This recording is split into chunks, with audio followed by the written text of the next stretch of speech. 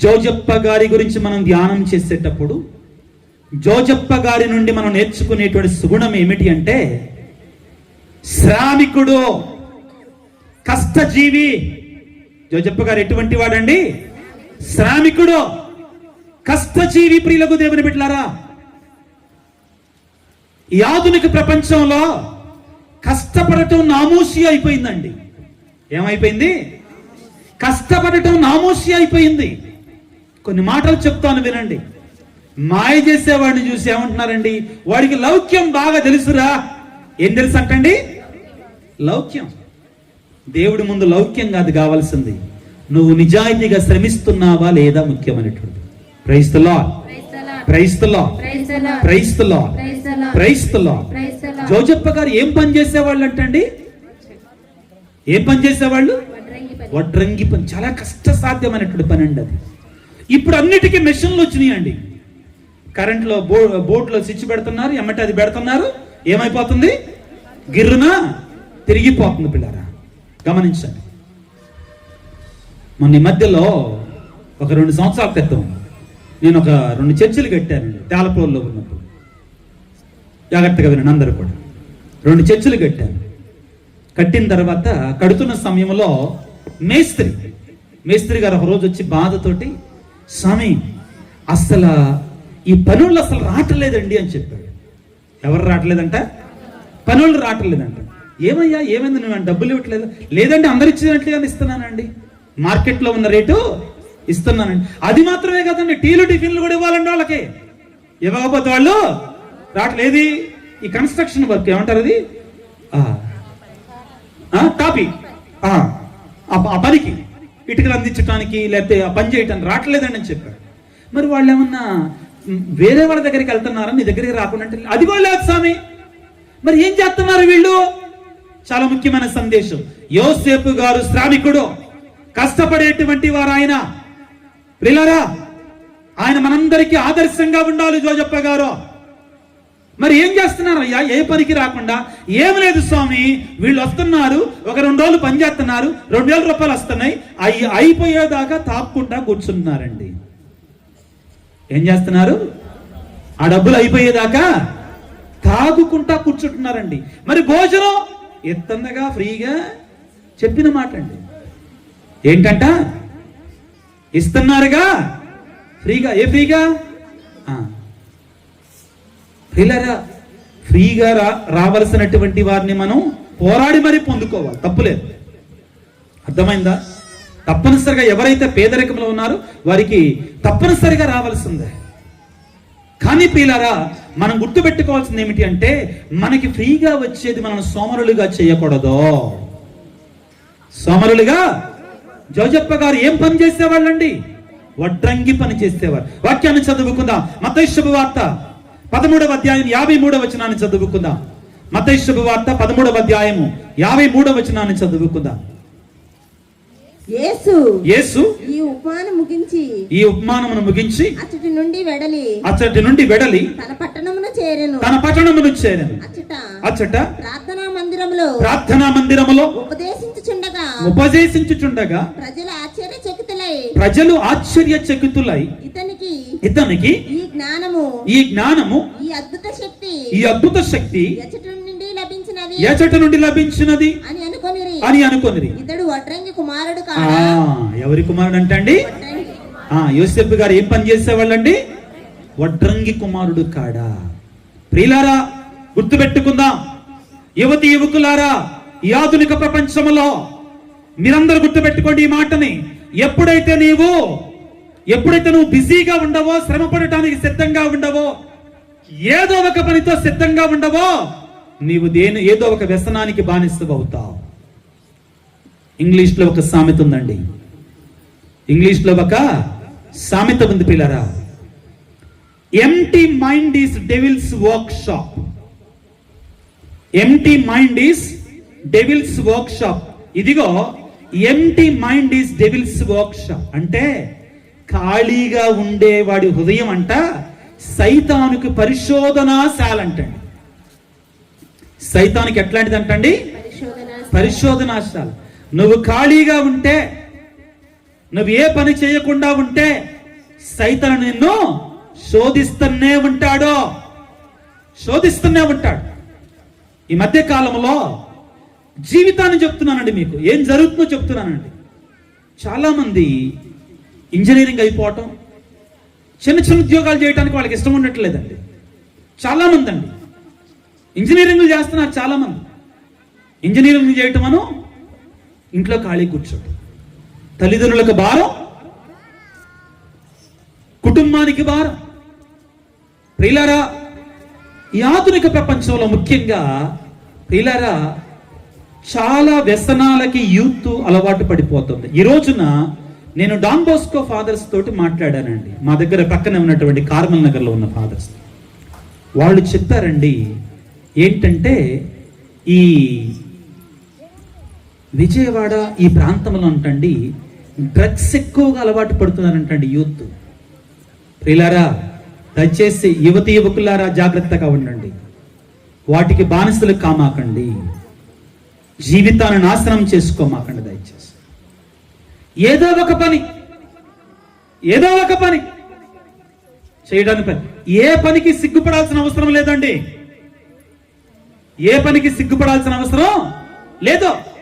కుర్రవాడు ఇంజనీరింగ్ చదివాడు. ఏం చదివాడండి? ఇంజనీరింగ్ చదివాడు. వాళ్ళ అమ్మ నాన్న పొద్దాకులు వచ్చి అడుగుతున్నారు, స్వామి మా అబ్బాయి పెళ్లి కావట్లా, మా అబ్బాయి పెళ్లి కావట్లా, మా అబ్బాయి పెళ్లి కావట్లా. నేను చివరికి అడిగా, ఇంకా ఆగలేక, ఏం చేస్తున్నాడు మీ అబ్బాయి? ఏం చేయట్లేదండి అన్నాడు. ఏం చదువుకున్నాడు మీ అబ్బాయి? ఇంజనీరింగ్ చదివాడండి. ఏం చేయనోడి పిల్లనోడు ఇస్తాడని చెప్పి, ఏ పని పాట లేనోడికి పిల్లనే ఎవడిస్తాడని చెప్పా. వాడిని పిలిచి ఒక రోజున కౌన్సిలింగ్ ఇచ్చా. ఏమనంటే, అబ్బాయి నువ్వు ఏ పని దొరికితే ఆ పని చేసుకోపో అని చెప్పా. ఏ పని కాదండి, నాకు తగ్గ జాబులు రావటం లేదండి అన్నాడు. ఏం రావట్లేదంట? నాకు తగ్గ జాబు రావటం లేదండి అని చెప్పాను. అనేసరికి నేను అన్నా, తగ్గ జాబు రాదు, తగ్గ జాబు వచ్చే వరకు నువ్వు కష్టపడాల్సిందే అని చెప్పాను. మొదట ఏది దొరికితే దానికి వెళ్ళమన్నా. మొదట వెళ్ళాడండి, నిజంగా జరిగిన సంఘటన అండి. మొదట వెళ్ళాడు, ఒక బ్యాంకులో చిన్న క్లర్క్ లాగా ప్రైవేట్గానే అతనికి ఒక ఏదో 8,000 9,000 ఇస్తానన్నానంటాడు. అది చేస్తూ ఉండగా ఇంకొక చోట బెటర్ ఆప్షన్ వచ్చింది. ఏది? ఈ కొత్తగా డ్రిప్ ఇరిగేషన్ చేయడానికి కొత్తగా వచ్చిందండి. దానికి 18,000 ఇస్తానని చెప్పారు. 8,000 నుంచి ఎంతకి వెళ్ళిందండి? 18,000కి వెళ్ళింది. ఆ తర్వాత అంతలోకి ఇంకొక పరీక్ష రాశాడు. అతనికి ఆ బ్యాంకుల్లోని ఒక చిన్న ఉద్యోగం వచ్చిందండి. అది ప్రైవేట్ కాకపోయినా కాంట్రాక్ట్ జాబ్ అండి, అంతగా తీసేరు దాన్ని. దానిలో అతనికి 35,000 రూపాయల జీతం వచ్చింది. Praise the lord, praise the lord, praise the lord.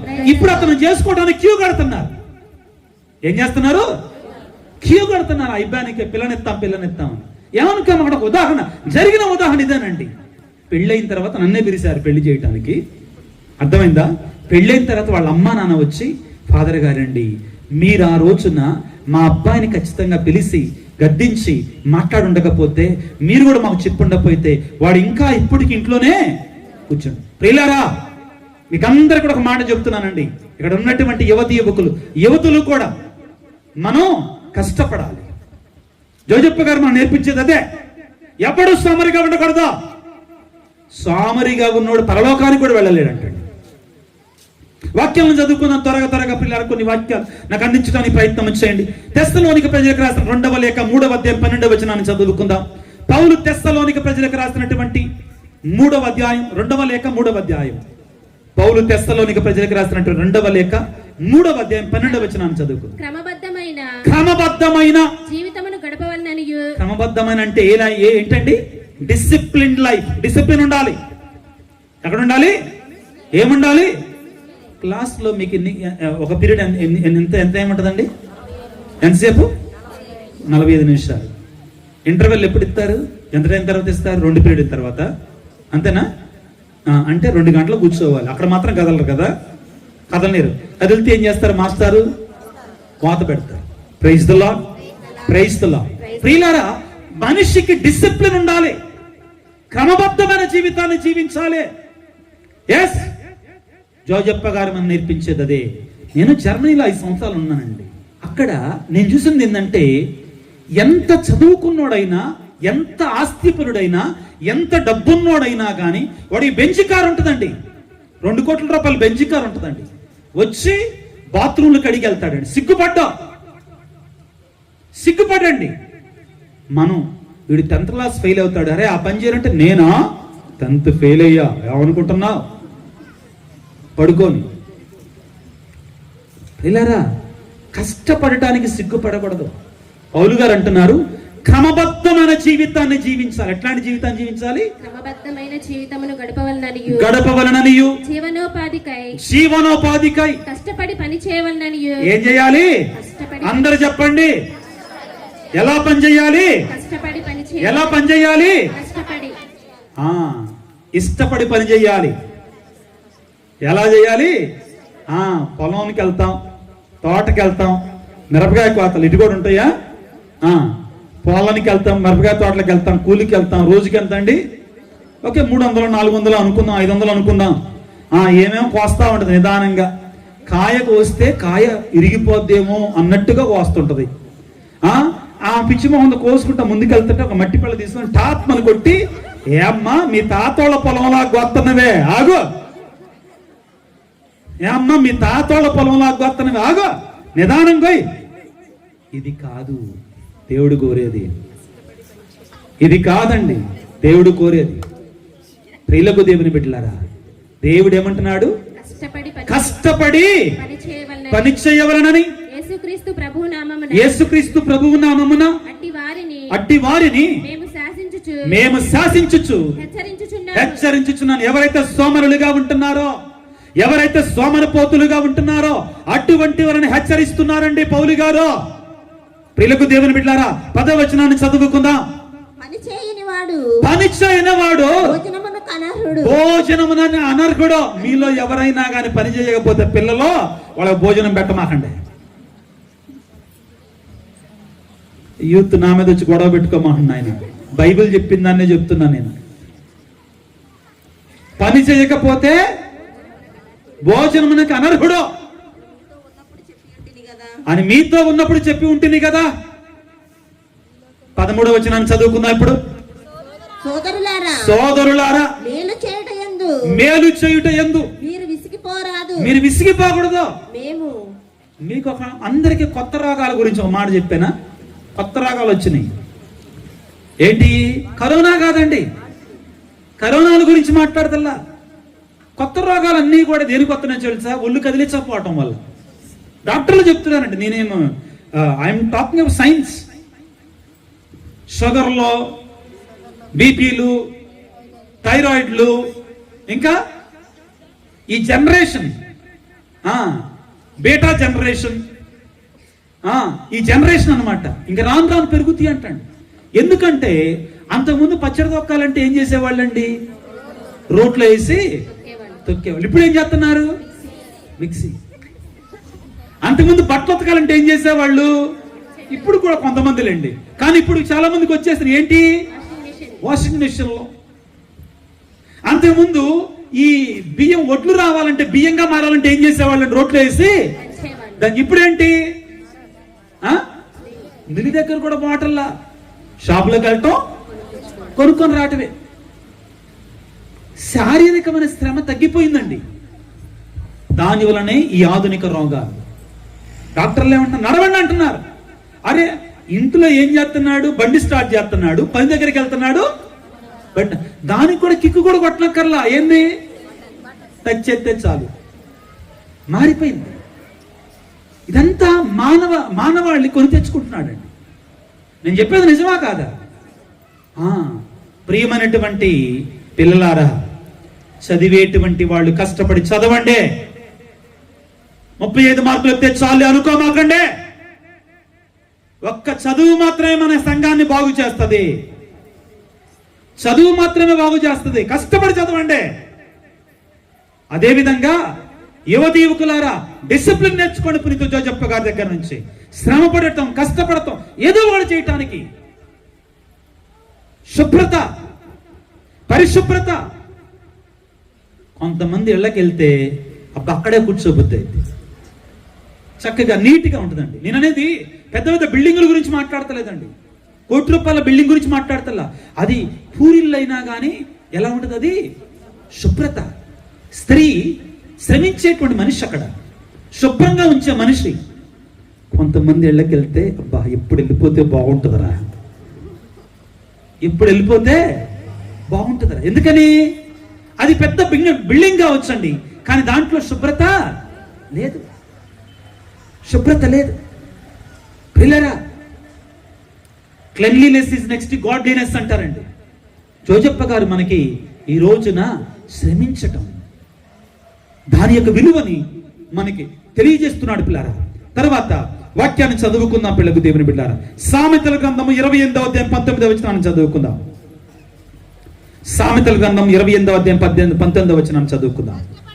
కష్టపడి సేద్యము చేయువానికి కడుపు నిండా కూడు దొరుకును, సోమరితనముతో కాలము వెళ్ళబుచ్చువాడు పేదరికములో చేస్తాడంట.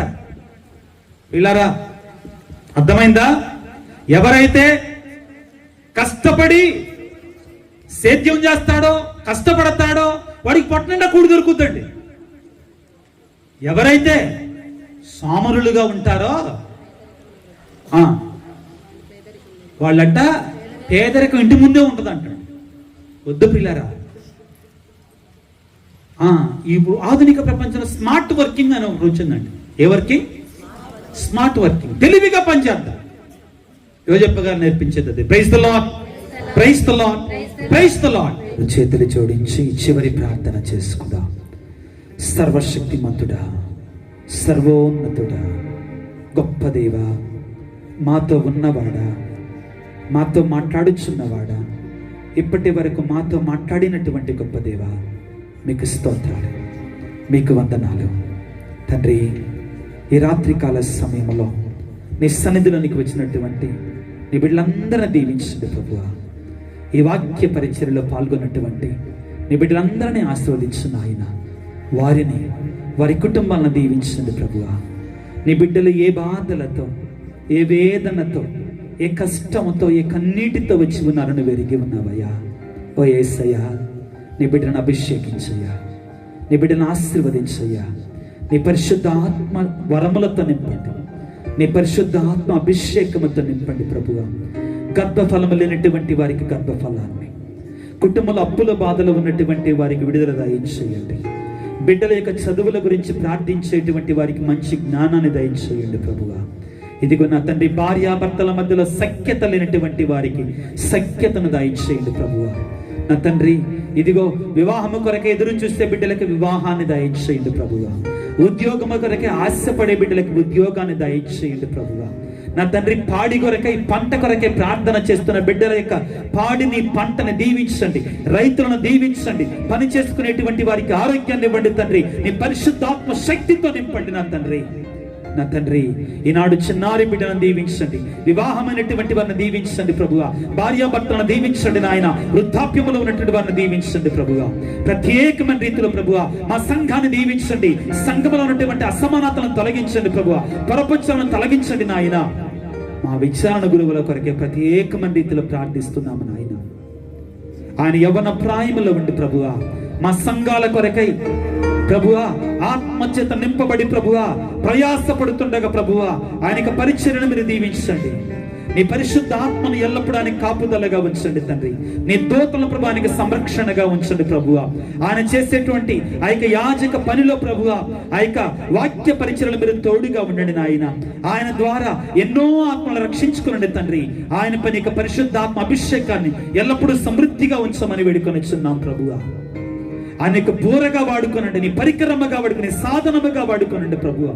నీ పరిశుద్ధాత్మ వలన ప్రభువా మా గురువుల ద్వారా ప్రభువా, మా విచారణ గురువుల ద్వారా మాకు సమృద్ధిగా ప్రసాదించండి తండ్రి. ఇక్కడ చేరిన బిడ్డలను ప్రభువా ఈనాడు జరుగుతున్న కార్యక్రమానికి సహాయం చేసిన ప్రతి బిడ్డను దీవించండి. మా సంఘ పెద్దలను దీవించండి, మా ఉపదేశ మాస్టర్లను దీవించండి, యూత్ మెంబర్స్ ను దీవించండి ప్రభువా. పాటలు పాడేటువంటి వారిని, ఈ రోజున ప్రభువా సంగీతాన్ని అందిస్తున్నటువంటి మ్యూజిషియన్స్ ని దీవించండి తండ్రి, ఆశీర్వదించండి. వారి కుటుంబాలను దీవించండి నాయన. సౌండ్ సిస్టాన్ని, లైటింగ్ ని పెట్టినటువంటి వారిని దీవించండి ప్రభువా. వీరందరూ కూడా ఎంతగానో సేవ చేస్తూ ఉన్నారు తండ్రి. వారందరిని, వారి కుటుంబాలను అమితంగా ఆశీర్వదించండి తండ్రి. ఇక్కడ చేరిన ప్రతి బిడ్డను దీవించి ఆశీర్వదించమని ఈనాడు పండగ ప్రభువ ఆర్థికంగాను, ఆలోచన పరంగాను సహాయం చేసినటువంటి వారందరిని దీవించమని మా ప్రభు అయిన యేసయ్య పరిశుద్ధ నామమున అడిగి వేడుకొనుచున్నాము తండ్రి.